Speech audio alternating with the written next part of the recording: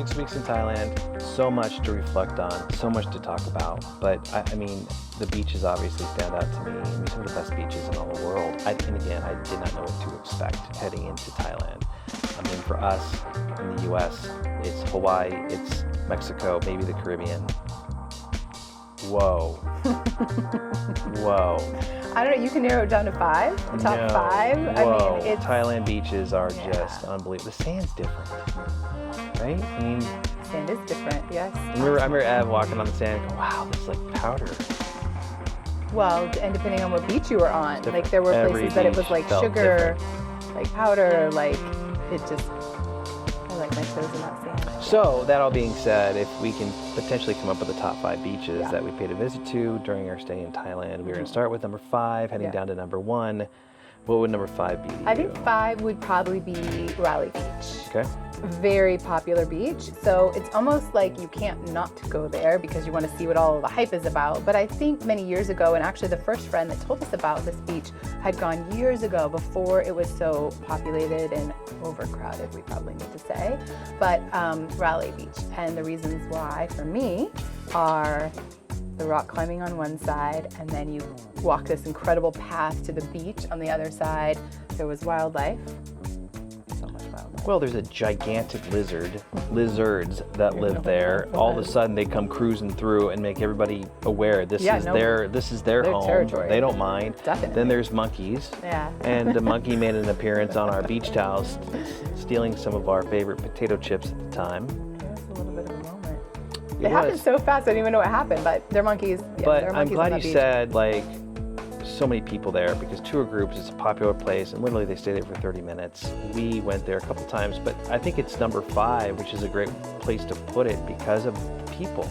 You know, if you want peace and quiet during the high season, well, A, tough to find probably on a beach in Thailand, but B, it's a smaller beach, it's a cove, cool place to swim and snorkel, but just overpopulated. Yeah, so the recommendation is to kind of pay attention to when like tours come in to go as far down. So when you come out of the little cove, go as far down to the right as you can and sort of put some blinders on because people are hopping in off those tours. They're taking the selfie photos. It's gorgeous. Of course they're taking them. Like, no harm. We wanted some too, but like you just need to go down pretty far and enjoy the beach for what it is and then explore the caves maybe, a little later in the day. And there's people climbing the cliffs, rock climbing right there on the beach on the other side where we can put down a towel and enjoy the sand. So it was a very unique place to go. Number 4. Bamboo. Bamboo. And getting to Bamboo is difficult. So we went on a speedboat tour to get there. And so then it's not as crowded. A few tours are coming in, but Bamboo, in my opinion, because as we approached, it's an island. It is exactly what you picture when you think of a Thailand beach with that sugar sand that you're talking about, those turquoise waters. And coming in, it's a place that you could choose to snorkel, and we did. And for me, that was the first time snorkeling in Thailand. And I went out pretty far.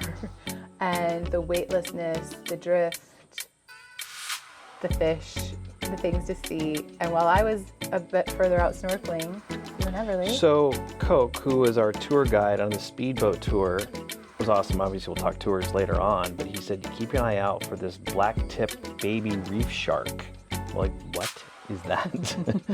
Well, Ev and I are cruising around knee-deep in the water, and sure enough, she points out this black-tipped reef shark comes swimming by. The water was that clear.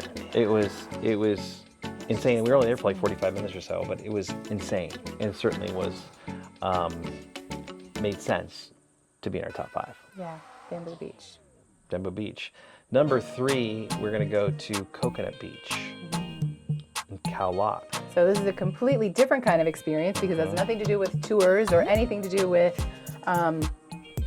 secret access to arrive there. Right. We stayed in Khao Lak as our second part of our journey, and the beach, there's a couple close by beaches, but the beach that we frequented was Coconut, and it also had restaurants and activity things to offer.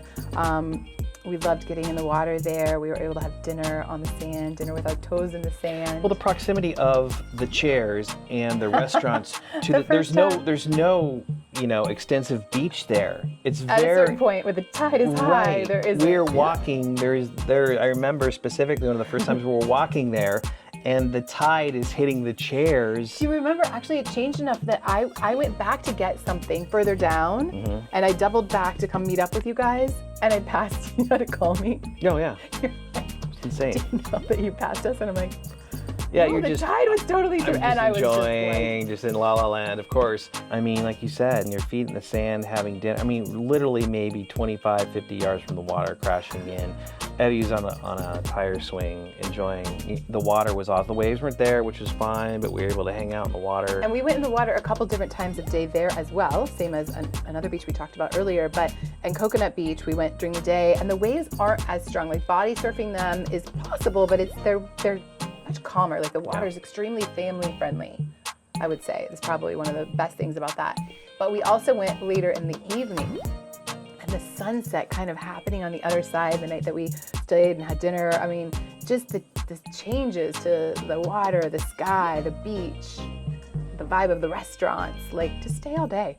Coconut Beach. Again, just the people. good. Land of smiles. All day Everyone's long. happy. Everyone's having a good time. There's swings on the beach. It's a swing, but it's a buoy. It was a gigantic. It was a buoy. The buoy. You just can swing out on the buoy. I don't know. It's the best. It's the best. Number 2, we're going to go to a beach that we spent a lot of time on. Yeah. Yes. Qingdao. In Koh Lanta, this island that we spent 2 weeks on, I think it turned out to be. It was amazing.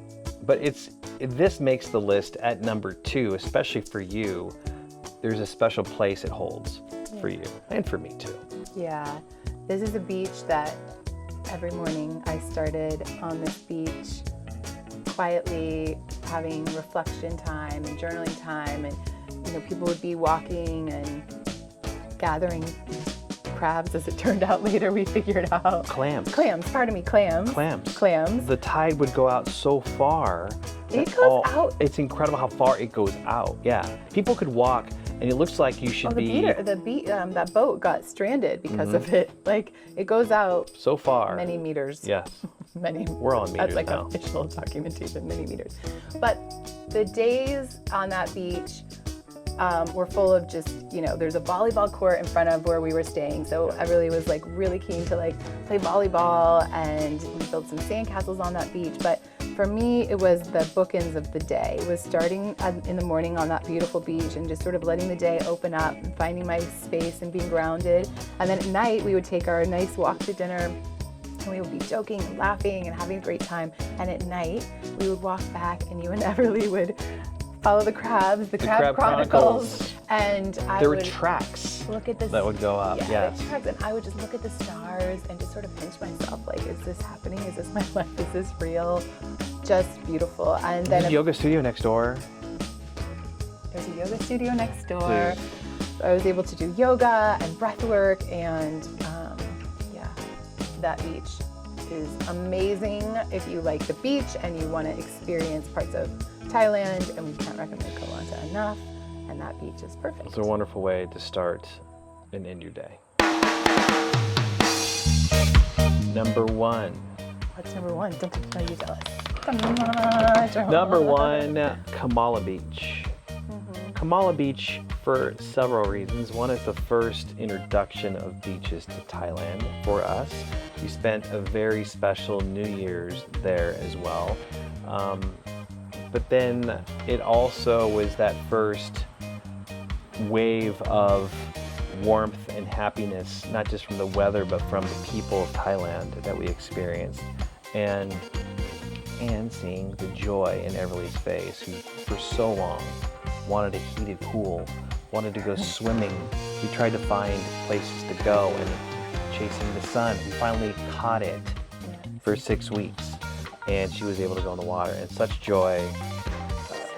The body surfing, never seen here, enjoy the waves, which are perfect for her. So for all those reasons, I think that was probably number 1 on my list. Yeah, and I love everything that you love about Kamala, and I would say the way that it's an organized beach, and so there's lots to offer in terms of restaurants, everything else, but they also have people who set up the chairs, and you can pay them a small amount, really, for what it is, to reserve your chair, so you've got a kind of a place to hang out. There's smoothies, like fresh fruit smoothies they make for you. Like, so many smoothies. They take the fruit and they make it for, it's just like, for me, just that purity of really what you picture. And massages, there's massage places everywhere. I only had one in 6 weeks. Is that crazy? I don't know. Maybe I didn't need them because I was so relaxed. I like to think that's why. There you go. I'm just so relaxed. But Kamala Beach, #1 for sure. So those were our top 5, but so many beaches, so little time. We did have some honorable mentions. 2 honorable mentions to be exact. There's probably a list of so many more, but 2 for today. 2 that make the list. So kick off honorable mention number 1. Honorable mention #1 was a magical beach where we had lunch. It was part of a private 4-island tour that we went on with a longtail boat. They dropped us at this wonderful beach, Kaunaga. I believe locally you extend that, so I'm sure we're not saying anything quite right, but Kaunaga. And what I loved about this beach is that there was longtail boats parked in front of us. So you're just looking out across a longtail boat into this turquoise incredible water. There was a swing that Everly could like swing out over the beach. We had an amazing meal. So just an authentic Thai cuisine lunch as we just lounged on a blanket. Imagine on the as you beach. pull up on this longtail boat, again, a beach that did not have a huge amount of beach to sit on. No, it's pretty small. And the gentleman on the boat gave us just a cooler on a blanket pretty much. And we opened this thing up and we had this lunch, as you mentioned, very authentic and just peaceful and crystal clear water, and the views. Yeah, and you can stay on Kaunaga. So we actually ended up talking with some people who were staying there. So if you really want remote, pristine, probably more adult time that, I don't know for a kid how long they'd be. I don't know, that water's pretty epic. Maybe they'd be just fine. They'd be just fine. But for me, that is a happy place that I would like to return to. Okay, now happy place for me. Honorable mention #2, your happy place. Yeah. Maya Beach. Oh, yeah. Why did you like Maya Beach? Well, there's an irony involved in this because with Maya Beach, you're not allowed to go into the water. It's a preserve for the coral, for the sharks and everything there. And there is a gentleman walking the beach with a megaphone, making sure everyone stays out of the beach. But there are selfies galore, a lot of people from tours, but I guess what stood out to me is just the overall beauty of this cove. And the powdered sugar sand, the water that was brighter than turquoise, because of the preservation and keeping everyone out of the water, it was pristine. And that's a place I want to spend more time at. Yeah. It's really incredible how they've preserved it and the way you walk in to be able to see it. And I think what created some pause around it for me in terms of taking in the beauty is that without human interruption, that's really how beautiful things can be. But also without humans being able to see it, how do we know what's so beautiful? It was something out of a movie. And so it's like a juxtaposition for me of like, as a human, being able to observe something so beautiful, but leave it as it is so it remains beautiful. Like to me, it felt like a lesson in humanity. Like it was a really beautiful place to be, but a little bit hard to be there too, because it makes me think, well, what does everything else look like if we didn't disrupt it? So I appreciate that Thailand and people have discovered places that they'd really like to preserve, still allow us to see it, but not disrupt. That wasn't the only place too. I mean, there were other places that Thailand is trying to preserve and keep people out of the water, right? So it was pretty cool. By the way, there was a movie film there called The Beach. So it was probably why it got so popular and then got all it was awesome and certainly worthy of our list of top beaches in Thailand. Yeah. We need to go back, add some more to our list, but those are the top 5 and some really cool honorable mentions. And yeah, I feel like I want to go put my toes in the sand. Let's do it. Let's do it.